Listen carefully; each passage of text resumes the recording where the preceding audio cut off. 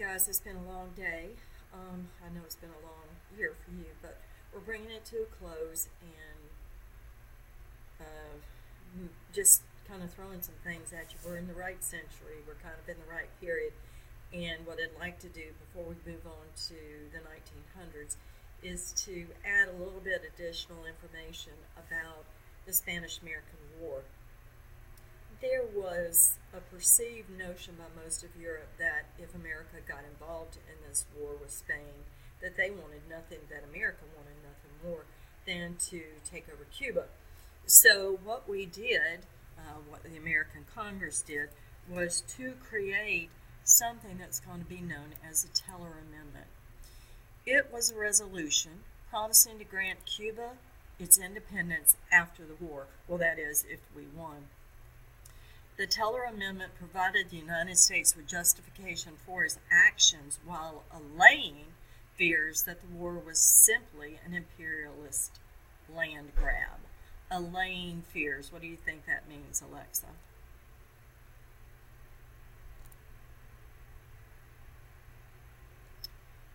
So, we got into the war and we won. But remember, it was a short little war. It was a splendid little war. And we had kind of gone on record that we were not going to occupy or subjugate Cuba to American government. Well, that was what the Teller Amendment said. But guess what? That was just toilet paper. Teller Amendment first, followed by the Platt Amendment. The two together make TP. The Platt Amendment is the 1901 amendment to the Cuban Constitution, by which the United States was allowed certain concessions, including the right to indefinitely maintain Guantanamo Naval Base in Cuba. It doesn't sound to me like the United States is granting autonomy to Cuba. All right, we're picking up some strange things. So far we've had TP, Teller Amendment saying that we're not going to take over Cuba, and the Platt Amendment basically saying, oh, we're going to keep our hands in there for a little bit longer. Toilet paper. Okay, we're going to move on to another part of this because, as we know, it was not simply over Cuba that America got involved in the Spanish-American War. No, it was for all those other islands as well.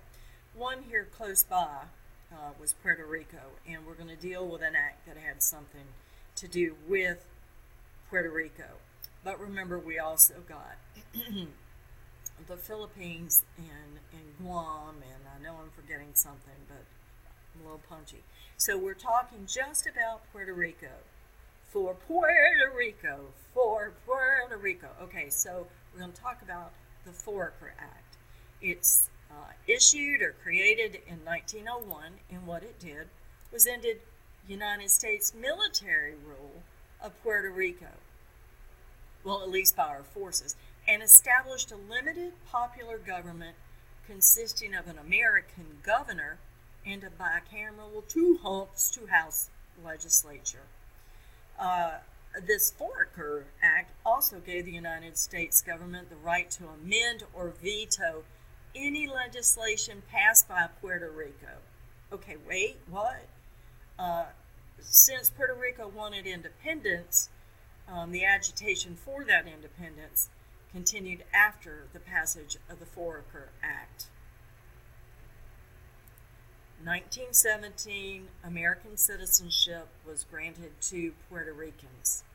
Puerto Rico remains a territory of the United States to this day. Boom. Okay. We had TP, Teller Platt.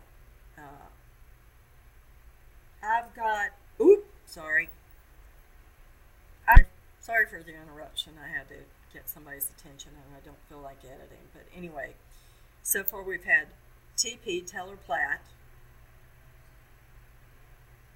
These had to do with Cuba. One, the Teller Amendment saying that we weren't going to seize control over Cuba if we won the Spanish-American War. The Platt Amendment saying, maybe we will be involved in Cuba, and we're especially going to make sure that we're going to be able to maintain a naval base there at Guantanamo Bay. All right, and then we talked a little bit about the ForPR Act, and this has to do with Puerto Rico.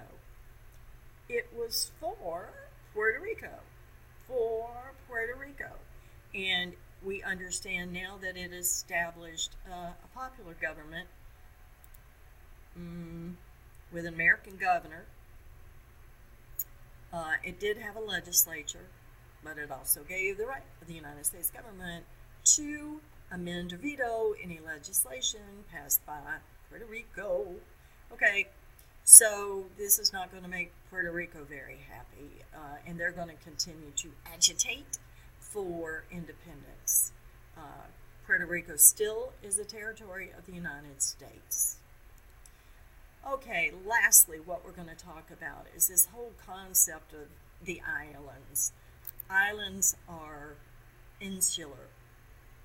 They are surrounded by other things. They are encased. They are insulated.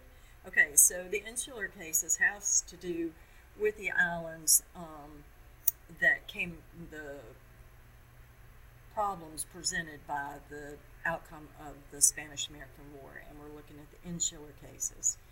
And it's going to be a series of Supreme Court cases in 1901, and the Supreme Court is going to rule that the Constitution and American laws do not all necessarily apply to colonies.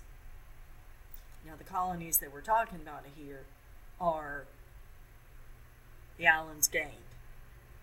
Okay, so Congress is going to have the ability to decide which laws apply to which islands, allowing the United States to keep citizenship out of the grasp of the inhabitants of its new territories.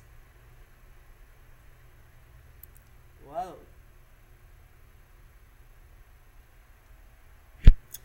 That little ditty there is proof of American racism against these primarily brown people from islands. Okay, so the big deal that comes out of the insular cases is something that's going to be called, does the flag follow the Constitution, or does the Constitution follow the flag? And what that means is, if the flag is firmly planted someplace, if it is now a possession of the United States, does the United States Constitution apply to that place where the flag was planted? And for American government convenience sake, the answer is not always. Congress has the power to decide what laws and rights apply to these newly acquired territories. Thank you for listening.